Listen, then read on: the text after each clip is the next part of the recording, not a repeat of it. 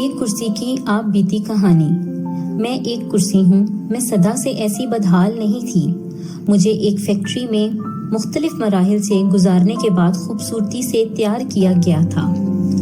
تیار کرنے کے بعد مجھے ایک شو روم میں بھیج دیا گیا، جہاں مجھے مختلف کرسیوں کے ساتھ زینت بنا کر رکھا گیا۔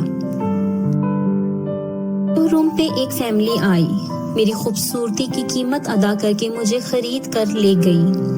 پھر کیا تھا، گھر لے جانے کے بعد میرا بیجا استعمال کیا گیا۔ بچوں نے مجھ پر چھلانگیں لگائیں، میرے تن پہ لپٹا کپڑا پھاڑ دیا گیا، اور خستہ حال ہونے کے بعد مجھے گھر سے اٹھا کر باہر پھینک دیا گیا، کچرا کنڈی کی زینت بنا دیا گیا۔ مختصر یہ ہر خوبصورتی کو ایک زوال ہے۔ خوبصورتی کا وقت